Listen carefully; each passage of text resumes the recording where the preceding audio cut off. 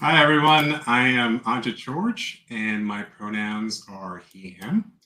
This is Professional Success as a PoC in Games. I'm joined by Serena, Justice, Mario, Jabari, and Whitney.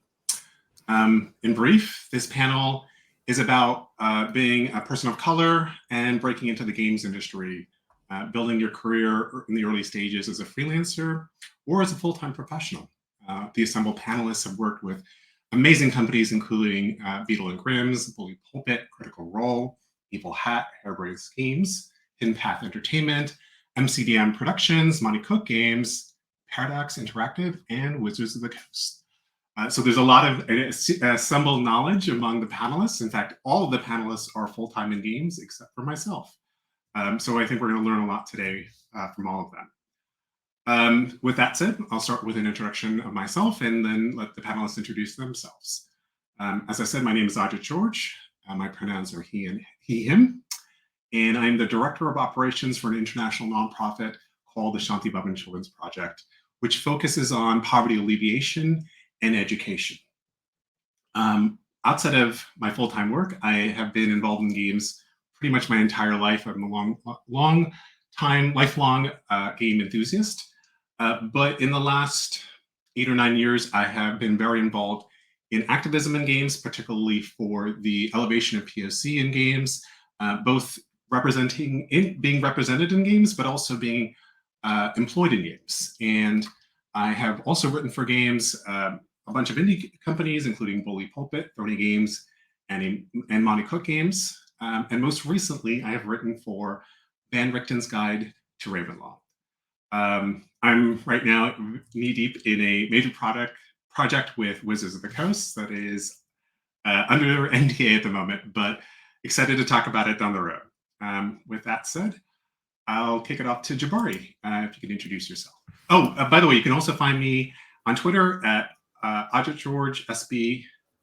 Yeah, Ajit George SB. There you go. Hi, so I'm Jabari Weathers, they, them pronouns. I am an illustrator and writer for tabletop RPGs.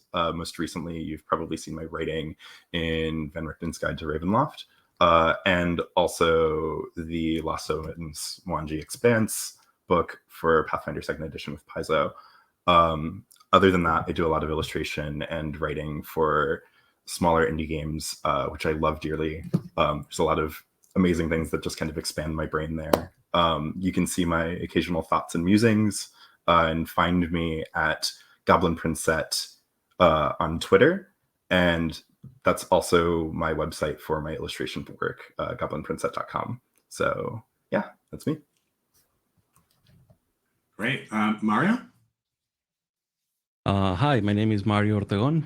I'm from Mexico, and I've been working for the past year. I've been transitioning into a, full-time freelancer in writing for games, both tabletop and video games.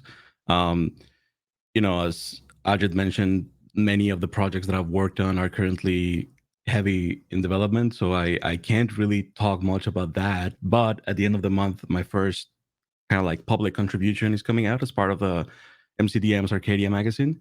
And it's exciting. It's been like a long year, and this is the first thing that I'll be able to show. And yeah, you can find me on Twitter as Elwarius, and also on Twitch, where I mostly stream in Spanish D&D games. Yeah, I have a sneaky suspicion of what Mario is working on, and I'm very excited for him to be able to announce it. But looking forward to your piece in Arcadia. Great, Serena. Hi, everyone. I'm Serena. I'm the marketing and community manager for Critical Role.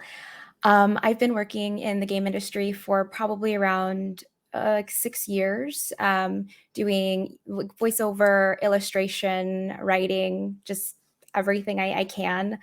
I was an original cast member on the show Rivals of Waterdeep, and that sort of opened a lot of doors to meeting so many people. And yeah. That's you can find me on Twitter at Serena X Marie, and my pronouns are she, her. Thank you, Serena. All right, over to you, Strix. Hello, I am the Strix. So some of you folks saw me on the last panel, but since these videos are all chopped up, I'm going to do the whole thing again. So my name is Whitney Strix Beltran. I'm a Mexican-American narrative designer and writer. I am currently the project narrative director over at Hidden Path Entertainment, where we are making a AAA Dungeons and Dragons video game. Very exciting. I'm also co-designer of Bluebeard's Bride, worked on the game Hollow Vista, also on Van Richten's Guide to Ravenloft, just like a bunch of stuff. I am also a gaming academic. I have a master's degree in mythology, and I study the relationship between myth and play, which is very interesting. And I also am a diversity and inclusion advocate in the space, both out in front and behind the scenes, where a lot of the work gets done.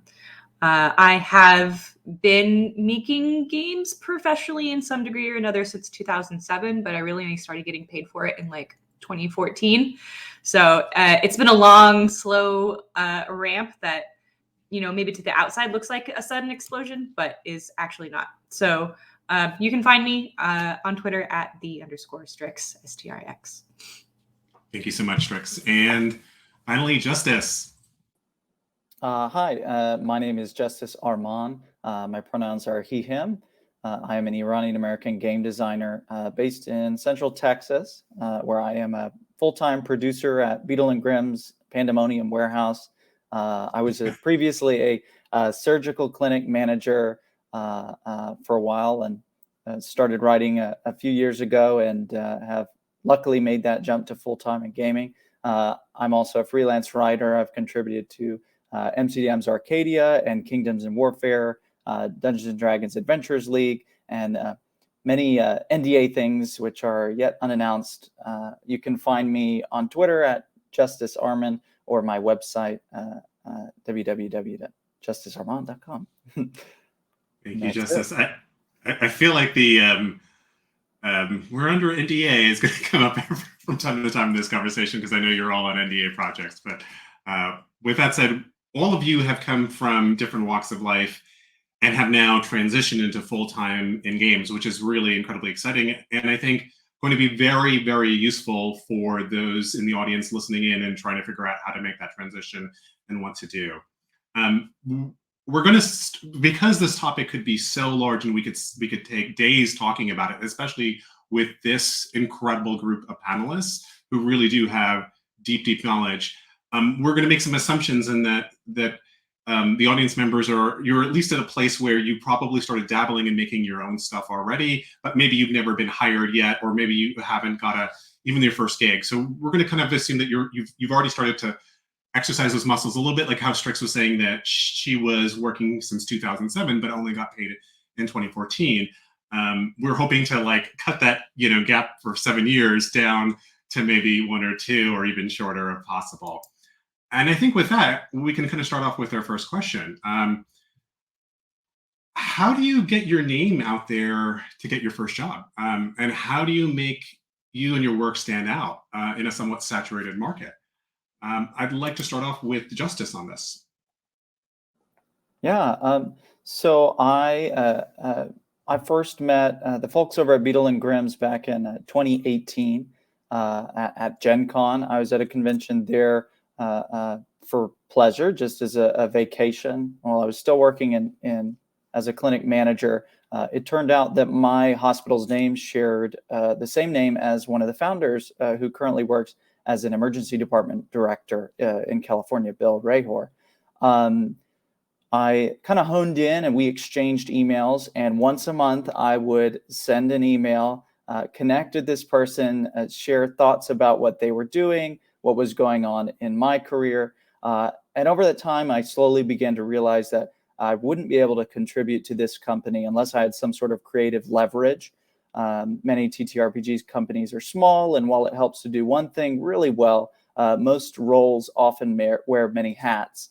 As a producer, I'm an editor, a writer, a convention organizer, and occasionally customer support. So be nice to customer support, please. And I knew at the time they couldn't justify hiring me, even part-time, if I didn't have at least a few skills to offer. So I started creating a few DM's Guild supplements, one of which I printed out. And after exchanging at least 12 emails once a month to Bill, I brought it to the following Gen Con. I handed it to them and I said, well, I would love to work at your booth, and I would love to continue to do additional work for you, hopefully writing. So I gave them that concept. They were impressed with it. They let me work at that booth. And from then on, our relationship continued to grow. And I had focused on that one company. My biggest advice when it comes to standing out is to do your research and do something differently. There's over 40 years of TTRPG history here. So your idea's probably already been done. But when you do it, think about how you can do it differently than the past. Great, Justice. And I also like think about how you were very proactive in targeting a specific company and reaching out to an individual there and keeping that communication going. I think that's a really important takeaway until you had something to present to that person who you were having that conversation with. For sure. Great. Strix, if you could take your own take on this, that'd be great. Yeah, and the question is to remind folks, how do you get your name out there to get your first job, correct? That's okay. correct. Yeah, I'm just making sure. So I can only talk about my own path because that's what I know best, and my path is not everybody's path. But for me, if you've heard me talk before, you've heard me say this before, community is really important. You have to know people to get jobs from them, generally speaking. And so I think one way to attack this, one prong of many forks, is showing up. And that means doing things like coming and watching big bad panels and then talking to the panelists afterwards. It means joining game jams. Even if you're not good at it, who cares if you're good at it? It's a game jam. Show up, make connections, make friends, right? Networking is not about how many business cards you have. It's about, can you help this person out in their time of need? Will they do a favor for you when you need something because you are friends, because you like each other, because you have positive relationships? And so this is also people get to know like your work, like how do you think about design? What kind of writing are you going to bring to a project? Do you specialize in horror? Are you really interested in sci-fi? Did you research like, Alien for 10 years and you are the right person to go to write for the Alien RPG? When you're known, it becomes much easier to find you and work with you. So there's a lot of other things I could say, but I'm going to keep my advice there. Think about how you can create an ecosystem for yourself to find jobs from. It's great. I think, once again, there's a recurring theme of like being proactive and putting yourself out there and connecting with people. I know because we're married, I know you did a lot of panels before you ever landed your first job, and you were pretty active in social media and kind of talking about different themes. And I think that was one of the keys to like being approached about finally writing for an RPG. With that, Serena, would love to hear your input on it. Yeah, so to kind of springboard off of what Strix said, there are so many different paths to land your first job, and it's such a wide scope that I'm only going to talk about this one facet, and it is the idea that you don't necessarily have to be a writer. There are so many different jobs within tabletop RPG companies that are very needed. Like, do you have a really great social media online voice? Do you understand how community works? Are you good at IT and technical things? Like, there are so many different jobs within the industry. And I think that a lot of times what I see is people really drilling down on wanting only the creative path. But when you strengthen your other muscles, kind of what Justice was saying about, coming with creative ideas and coming collected to the table, you are more likely to be hired because there are it's a larger pool of people who have, a couple of stories they want to share. But having that extra really sets you apart from other professionals within this industry. Yeah. I think you're a great example of somebody that used your full-time job, which was in human resources. Yeah. And you had been in games for a while before, obviously, but your first full-time job in games has been with Critical Role, and your knowledge as a leader in the space of human resources really had a lot of synergy with being a community manager as well. And I think that's a really great example of having a skill set that maybe a lot of other people didn't have that was applicable to a adjacent skill set in games. Mhm. Great. Mario? Yeah, I love what Serena said about, having many paths. And I agree with that a lot because in my case, I started as a streamer. I was, fully focused on producing content. I started as playing games, sharing that with the community, kind of like building a community of that. And then, I started playing D&D games. I kind of like got noticed by Wizards of the Coast because I was kind of like the only guy doing it in Mexico. So, that is no longer the case. That was like way back.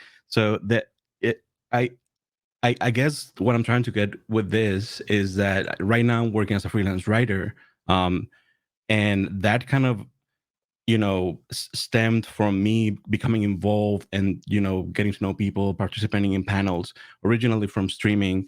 And the point that I'm trying to make is that you have to kind of like keep an eye out for the opportunities that are presented to you.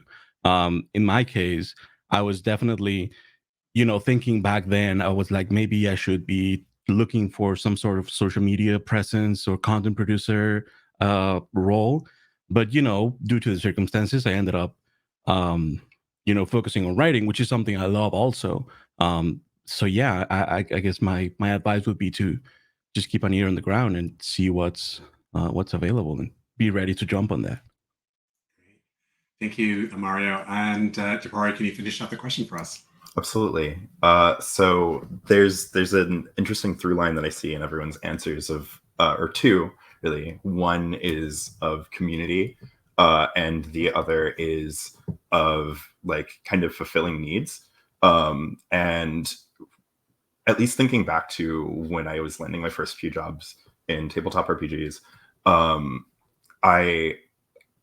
there was the clockwork of like, yes, like put out your work like every 3 to 6 months, when you have something new, show that to someone. And like all of these things are true, like keeping up that rapport with clients that you want to land is important. But even more than that, I was working on my own stuff and I didn't really start getting traction and like finding sustainable opportunities until I really waded into the community and I was showing up at cons and like I was always interested in what other people needed, but like actually being there to communicate that to someone, like that I'm interested in like what a company's needs are, what a collaborator's needs are, is really important. It's not just that you're looking for these opportunities, but like really feeling invested in them, because that enthusiasm I think really rubs off on people. So 100%. Yeah. I think that enthusiasm, it makes a big difference to how much you're genuinely excited in the project or the company or the IP that like you want to work on. And I think that really shines through. And I think all of our answers here kind of piggyback into the next question or have circled around it. And that is, I know networks and professional contacts are incredibly important for professional success. In the case of like everyone on this panel, I know because of Big Bad Con, in one part or the other, has played a role of our networks with each other and with others that have opened up huge doors that would not have been available otherwise. And that's just a single example. But I would love to hear what each of you think about how you would build a network from zero, right? If you were redoing it today, how would you do it? And how would you build it from zero? And this time I'd love Jabari, if you could start that off. Sure. So what I would do would be very similar to like what I did, I think, 3 years into trying to get work in games. But I would do that much more immediately, and that is go to events earlier. And everything else would be very similar to what I already do when I'm actually at events. So early on, something that I found really fruitful, both in the illustration world and later in games, was to find a place to volunteer that was in proximity with companies and individuals that I wanted to work with and people whose perspectives I wanted to have. And the reason for that is because that gave, not only was I seeing a lot of cross sections of like how a lot of different things were working that I wouldn't have thought to involve myself in, but I also gave myself way more opportunities to have conversations with people that I wanted to work with and to show them my perspective on things as well. when they were seeing like the enthusiasm that I was having for what they were doing and seeing how I was an asset, I could shape that more easily in the way that I was contributing to what they were already asking me. And also that gave me an in when I would bring my own projects or bring the things that I was interested in working on. And the other thing that I try to do, but also endorse doing, is kind of resolve like your brand, resolve your appearance. You know, like a lot of kind of an unspoken thing that I think will emerge in this conversation is about appearances. And there's many different ways to look professional. And I think it's actually really good to like advocate for something that feels comfortable for yourself. Going to conventions and like kind of dressing to be a beacon, dressing to like be like, yeah, like please come talk to me. I want to talk to you.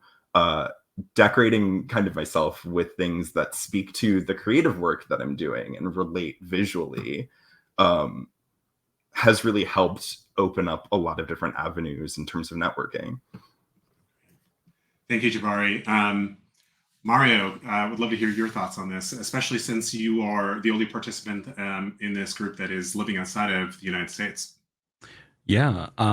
Well, the way basically mine started, I kind of touched on the last part, which is that, you know, because I became involved in the streaming community side of D&D, I started being invited to events that, you know, WotC would hold for streaming and just like to promote new products and stuff like that. Back then, when you know in-person events were a thing, so I started you know meeting people. I also started attending other, you know, looking for opportunities to attend other cons, and you know, because I'm with Twitch and they have sort of like a partnership with PAX, I started, you know, attending PAX, and that is where I first interacted with Serena and Carlos, for example. And we were on a panel together and we connected. We just, you know, it clicked. We became friends. We kept in touch,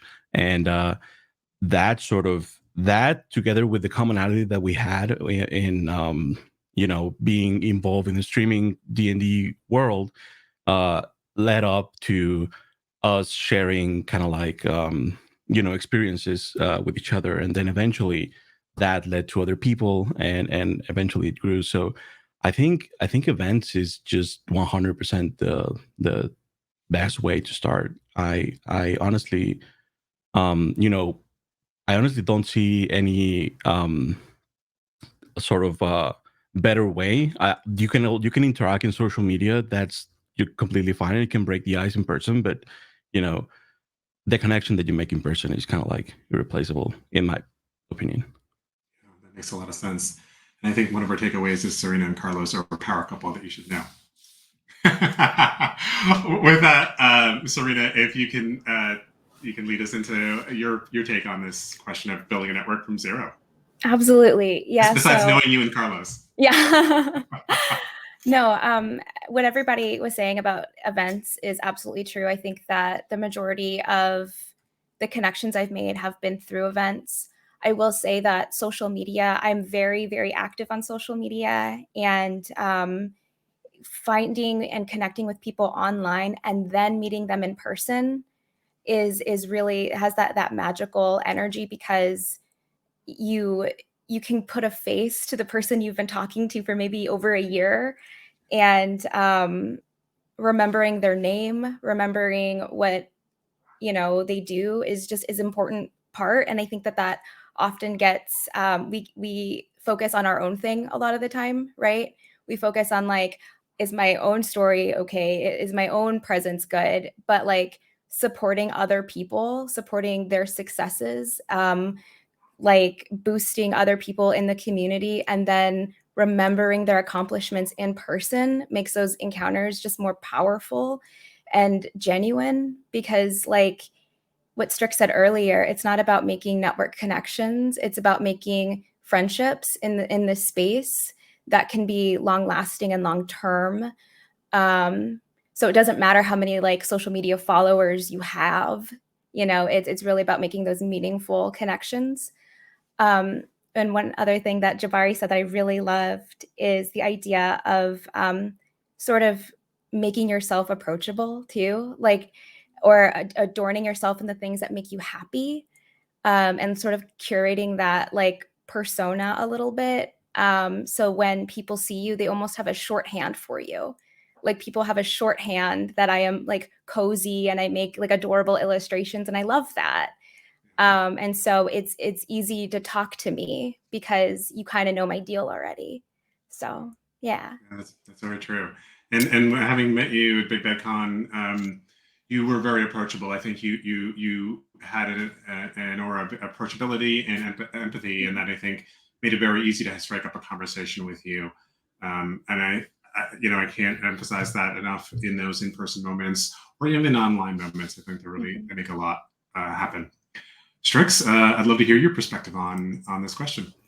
Yeah, so something I think we're all talking around here, and something that is at the base of all of our successes, like every single person in this panel, is high EQ.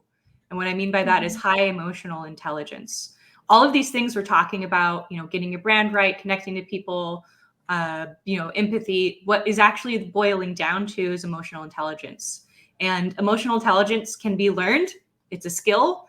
It is not something you're born with, or you just have naturally. You have to work at it, for my case, over a course of many years, because I started out a little rough, and so like if you're like, well, I don't know how to go to a con and meet people, I don't know how to make friends, start with actually researching the term emotional intelligence and pulling up the journal articles and reading what it takes to up that, because that is actually the basis of all of our successes here, I think. And you have to think about this like baseball, actually. So if you want the chance at success, if you want to land that freelance job, or if you want that FTE position, it's like baseball. You get a pitch, you could hit a home run on your first pitch. But the more pitches you get, right, the more chances you have to swing, the more likely that you're going to get something that lands. And so in some ways, it's kind of a numbers game. You are constantly trying to make opportunities materialize for yourself as much as you can. And then what makes a success is what you get in the shakedown, right? So I can take 100 pitches and I can whiff on 99 of them. But as long as I keep growing and improving my portfolio and keep swinging, not in the same way every time, because if you miss 100 times, you need to change something, then maybe that 100th one is a home run. Maybe the first one is a home run. But the point is, you have to give yourself as many chances as possible. And that starts with having a really solid EQ. Yeah, I think it's important to note for the audience that this panel really composed of both, I think, introverts, extroverts, and ambiverts. And ambiverts are sort of people on the border between extroverts and introverts. I think Serena would call herself an extrovert, and I think I'm on the borderline of that. I'm so introverted. But Strix is really introverted. I think Mario is too. I don't know where Jabari they would say very themselves introverted. Yeah, and then I think Justice is a little bit more on the introverted side. I know, Strix, you also consider you are neurodiverse, and I think Justice has sort of alluded to that in conversations with me, or at least said very socially awkward in person. And 100%. But all of us have found success in certain ways, and Strix was saying that even it was just role playing was part of her in our conversations, her trajectory to getting understanding and getting better at her EQ and learning how to read people and to talk to them. So it is very much a learned skill, and something that we all have worked on in different ways. With that, Justice, yeah, can you round it out and your thoughts on building a network from zero? Yeah, I mean, a lot of mine started online. I think that EQ is super important. I love that that you taught me that word today, by the way. That's awesome. I'd say that it's important to network with creators of your experience level. It's great to shoot your shot and reach out to someone bigger or somebody who's been doing this a lot longer. But knowing people who, if you're just now getting your foot into the door, you're writing your first supplements, you want to start communicating with people who are also doing the same. You can start to network through group projects and get on group discords that later on when you develop a friendship or you share work with someone or you bounce ideas with them, that they might be someone on a future project. You might have a Discord that you both are in that you can chat. And over time, you build those friendships that Strix alluded to, where you have those favors, you have you're thought of for a project because you have something that you bring to that table and they know you. There are Discords for a lot of communities. One of them is the Storytelling Collective that Ashley Warren runs. There's an unofficial DMs Guild Discord that helped me tremendously when I was getting my start in pitching things to people, getting informal feedback. And as people get to know your name and those, they recognize you on Twitter. They feel like they can approach you if you're at an in-person event. And like Serena said, uplifting people on social media, and especially uplifting people who have difficulty being seen. It's great to uplift a huge Kickstarter or well-known name, but to uplift another creator that is struggling to be seen, well, when they see your work out there, they'll probably do the same. And it is okay to shoot your shot. Just have a clear ask and hopefully have interacted with that person in the past or have a contact between you who can maybe introduce you. And also don't take it personally if that person doesn't accept. There's a lot of people coming at often publishers or larger names in the industry, and they have to be, they may not always respond or respond positively in the way you want. It is persistence in a very kind and professional way, as opposed to like stalking somebody, but being thoughtfully persistent. And I think I know Strix's trajectory the best out of everybody at this group. When she said she had a lot of near misses, she had a lot of near misses where, she was struggling in the tech industry for a while and wanted to make a transition to full-time games. And there was definitely the opportunities that looked like, oh, maybe she'll get hired full-time within this company. Not quite, and it happens so many times that it could easily have defeated her. But I saw persistence from her and also her network, right? So she wasn't just shooting her shot at one person, but she had 4 or 5 others that were very interested in her and that continued that conversation. Great. So let's say you get your first job and you are starting to your first freelance gig. Okay. You just got your first freelance gig, or maybe you're really lucked out and you get your first full-time job in games. Then the pressure's on. How do you keep yourself organized and consistent in your work? As somebody who's led, project in games and a pretty complex and big one for a while now, I know that hitting deadlines is incredibly important. Like I will get very frustrated if a freelancer or somebody that is working with me is not hitting those deadlines. But also, even worse for me is like if my team is not communicating with me and letting me know where they are, if there is a problem, to let me know in advance so I can adjust. And I would really love to hear from the panelists. This time we'll start with Justice, but how do you keep yourself organized and consistent in your work? And talk about what happens if you feel like you might fall off on a piece of work that you need to do. How do you adjust, or what do you do to ensure that key stakeholders are in the know? Yeah. So as a producer, I wear a lot of hats. One of my favorite pieces of advice I've heard is that your brain is for coming up with ideas, not holding them. So I use a lot of different tools to keep track of things that I need to submit. I have a Trello that I share between my full-time and my freelance work, and it's color-coded such that I know which tasks are for my freelance stuff and then which ones are for each different thing I do at B&G. I have a passion planner that I use semi-regularly, lots of blank pages and then some full weeks, and lots of alarms on my phones. When I was in healthcare, I knew a lot of people that blocked off time on their calendar, even if they didn't have a meeting, so that they would have that time set apart to do their tasks. So I'd say, that is both a actual block off your calendar, but also take it as a more general advice. Block off time in your life to do the things that you need to get done, and that regularity will help you out.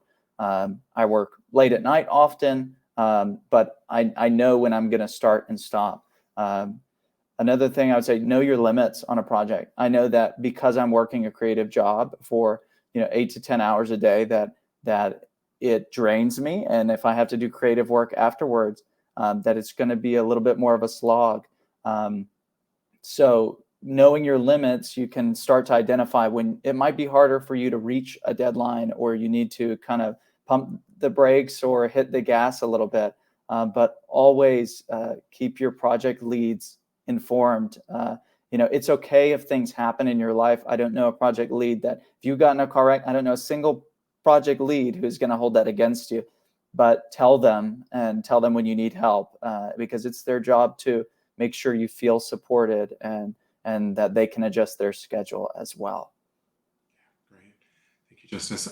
Strix, if you could tackle this. And if you also want to tackle, because I know you've talked about, with me at least, and sometimes you talk online about executive dysfunction as well. Anything that relates to keeping yourself organized. Well, you're pretty transparent about the challenges you face, and I think that the transparency has helped others who might look at your success and see just this person who's very successful and don't understand actually all the hard work you put into getting there and maintaining there. And so, talking about keeping yourself organized and consistent with your work, maybe a little bit of executive dysfunction and how you work through that, and how you communicate in challenging situations. Sure. So yeah, I guess we'll just talk about that. I have pretty serious issues with executive dysfunction, and yet I'm a full-time creative person. So I think the first thing I want to say is it can be done. And the other thing I want to say is you have to decide that you want to work through and grow through executive dysfunction before really anything else can be done about that. You have to decide that in your own mind. For me, I depend on two things really heavily. Google Calendar, which I live and die by. If it's not in my Google Calendar, it doesn't exist. If it is in my Google Calendar, I will never miss it. So that's my one time orienting thing. And then Scrivener. So Scrivener is a tool used by a lot of creative novelists, actually, but it's basically a giant project structure for writing. So it's like my outside brain. If my brain needs it and I know I can't keep it, it goes in the outside brain. It goes in a Scrivener project. For AAA development, you have a lot of other things going on. We use, Jira and everything else. But for me, again, with executive dysfunction, sometimes I look at my email and I'm like, I just wish email would not exist. I wish it would go away and I never have to answer a goddamn email ever again in my life. I hate this.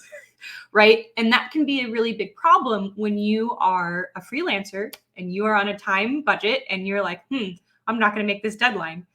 You have to find some way to communicate that. Literally the worst thing you can do, and I know because I have done it, I'm preaching to the choir here, is miss a deadline and not tell someone why, or make allowances for what's going on. The worst thing you can do is not communicate.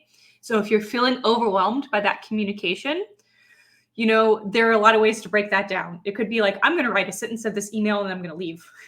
And I'm going to come back and I'm going to write another sentence.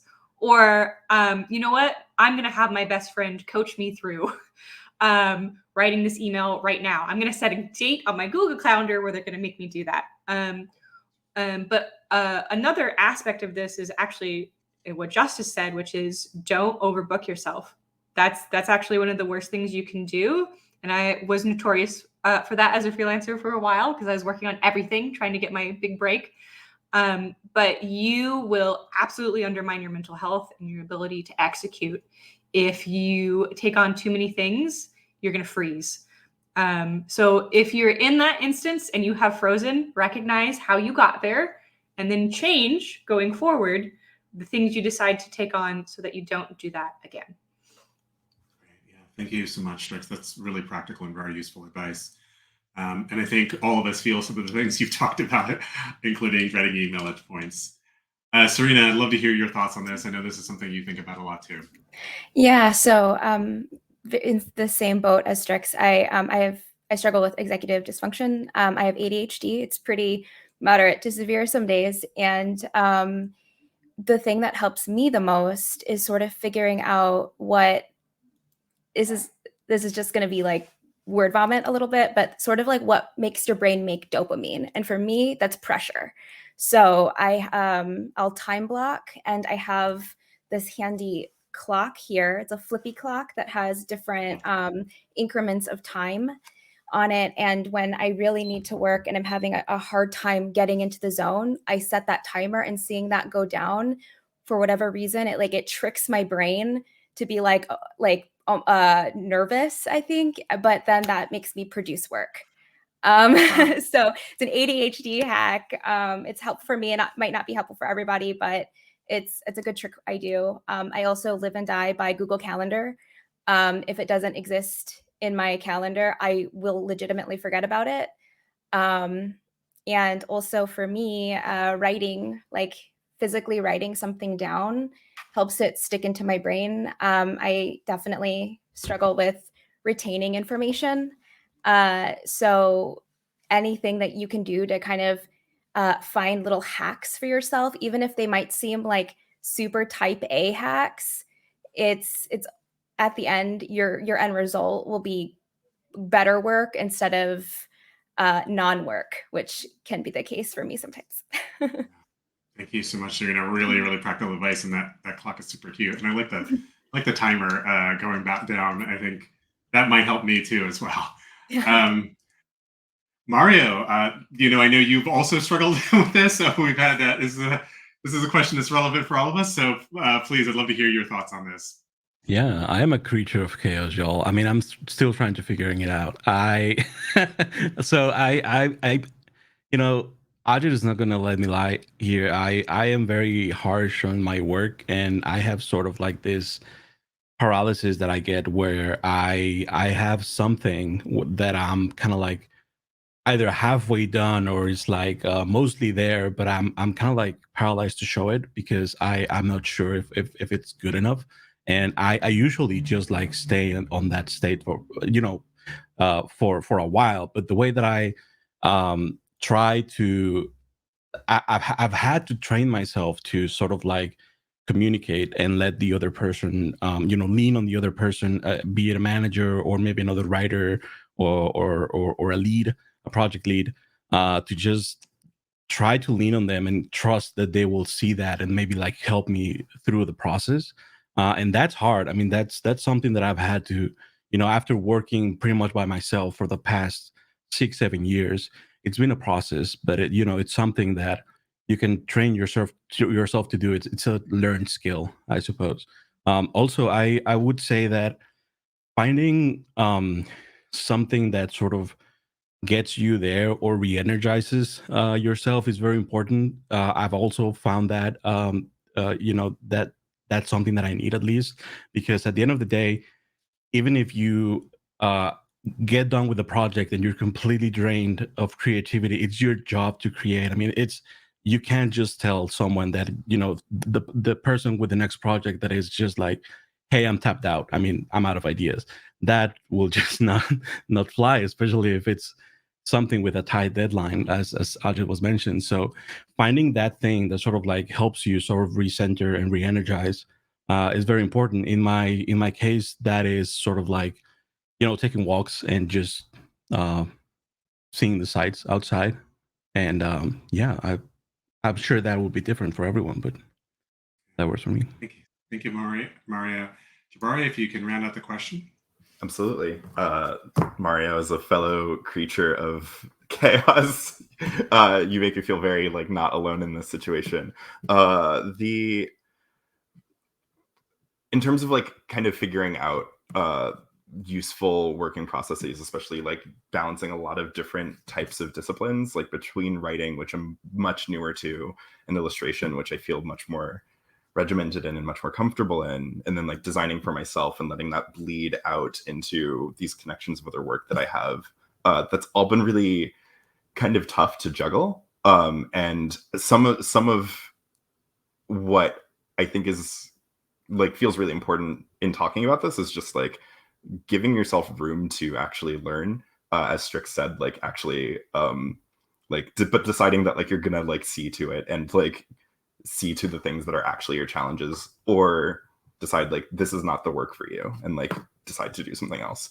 For me, I've been learning a lot more about like what are good boundaries with myself and like figuring out how to set those things. And usually they come in the form of like schedules. So Google Calendar, multiple people here said that you live and die by that. I'm learning how to and figuring out how to do that more.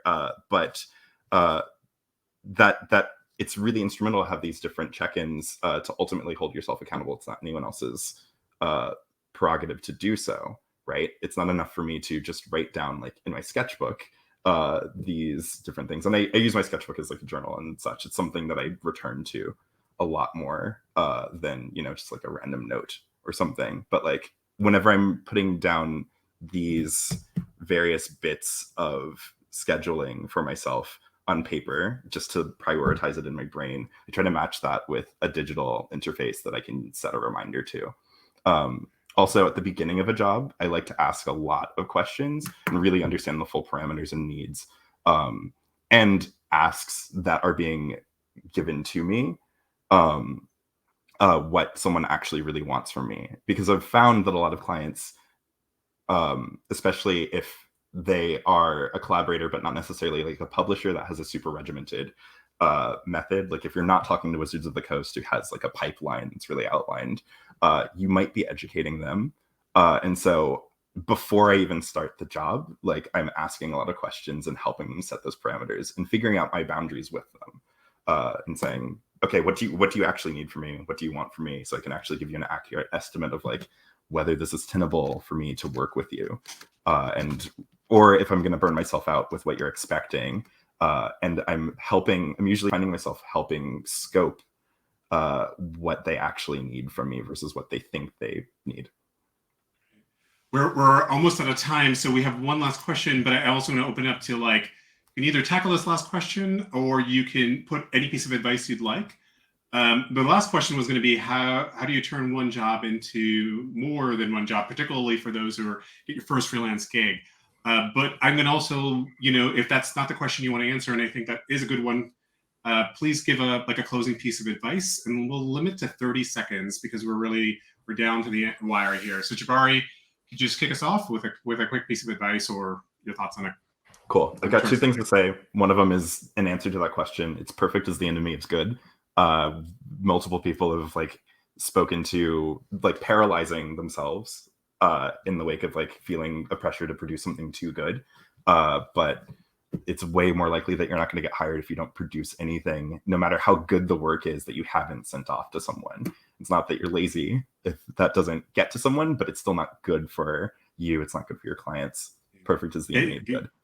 Yeah, submit your work, get your work out there. Don't work it in the basement forever. Yeah. Mario? There was one other thing that I wanted to say. Quickly, we're almost out of time.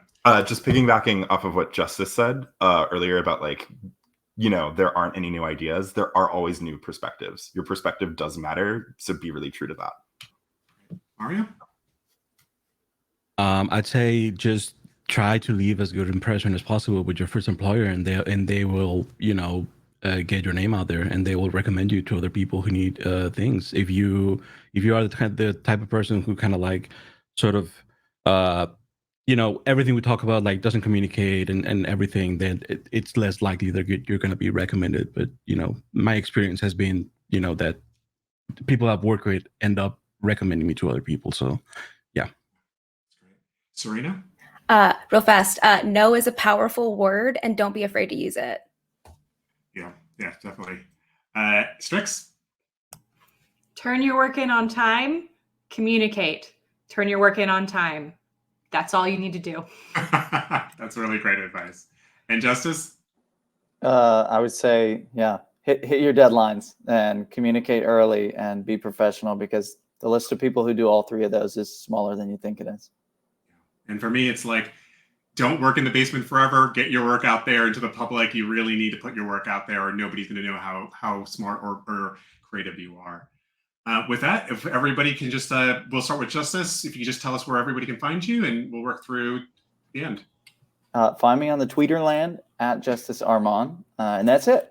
Do that one. Great. Strix? _Strix on Twitter. Great. Serena? Serena X Marie on Twitter, or for illustrations, Serena is a B on Instagram. Mario? Awarius on Twitter. And if you speak Spanish, come watch me on stream on Twitch. Same handle, Awarius. Awesome. And Jabari? Goblin Princet on Twitter, goblinprincet.com if you want to see my illustration. And I am Ajit George, SB on Twitter. Thank you all. You're phenomenal panelists, and this has been an amazing, Thank you. amazing panel. Thank you so much for your time. Thank you. Thanks for Thank inviting you so me. much.